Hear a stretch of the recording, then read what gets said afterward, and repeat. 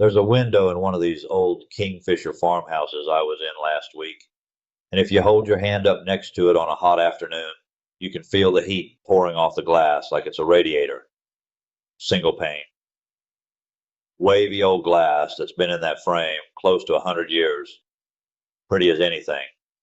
And on a July day, it's just a hole in the wall. The heat walks right through. I stood there with my hand up by that window and I thought, this is the whole story right here. This is why these old houses can't stay cool. This has figured something out. I'm Dave. I fix air conditioners over in Kingfisher, and today I'm working through what the summer heat actually does to an old house. Because I had this backwards for a long time, and once I got it straight, it changed how I fix these places. I work on a lot of older homes around here. In the mild months, they seem just fine. Owners comfortable, the system keeps up, nobody thinks twice about it. Then July hits, and the same house that was easy in May suddenly can't stay cool, no matter how hard that air conditioner runs. Upstairs is 10 degrees hotter than the downstairs. There's one bedroom that never gets right. The system runs and runs, the bill climbs, and the house still feels warm at 9 at night. For a long time, I just go look at the air conditioner, because that's what people point me at. That's the thing they blame. But 9 times out of 10, the air conditioner was fine, doing exactly what it was built to do. What I finally figured out is that the heat wasn't breaking the machine.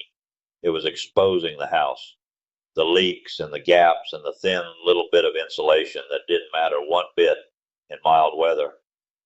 Those became the whole problem the minute the heat turned up the pressure. The building science folks have this mapped out cold. Their big idea is that a house is a system, and the air conditioner is only one part of it. The shell of the house, the insulation, the ceiling, the windows like that pretty old one I was telling you about, the ductwork, all of it decides how much work the equipment has to do. On a mild day, the demand is low, so a leaky, under-insulated house can still keep up just fine.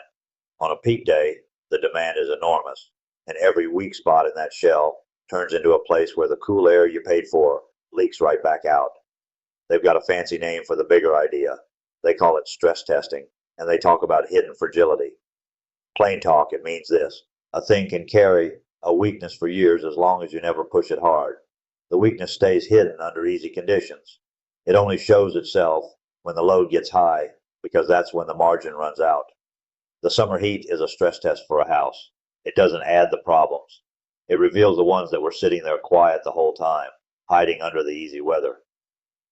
Once that clicked for me, I quit trying to solve a summer comfort problem by staring only at the equipment.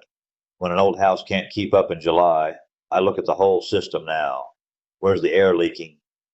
Where's the insulation thin or plain gone? Are the ducts running through a 140-degree attic, losing half their cool before it ever reaches the room? A lot of the time, the best money a homeowner can spend isn't a bigger air conditioner at all. It's sealing and insulation, so the right size system can actually do its job. And I tell people that straight, even though the easy sell would be to just push a bigger unit out the door. But a bigger unit on a leaky house is a bigger bucket under a worse leak. You're paying to cool the attic and the whole outdoors. Seal that shell up, and a modest system will hold the whole house comfortable on the meanest day of the year. The heat showed us where the weak spots were. The smart move is to fix the weak spots, not to try and overpower them. The real lesson is that the heat is doing you a favor in a strange way. It's telling you the truth about your house that the mild months let you ignore. What you do with that truth is your call, but at least now you can see it. So here's what I figured out. The summer heat doesn't break an old house. It exposes it. The gaps and the leaks that hid all spring become the whole problem the day the load gets high. And the fix is almost never just a bigger machine. It's closing up the holes the heat just showed you. That old window, the thin walls, the attic ducts. That's the real repair. The heat tells the truth about a house. The wise thing is to sit still and listen to it. This has figured something out. I'm Dave Hartzell. Thanks for riding along with me. Call 405-375-4822 or book at hartzellsheetair.com.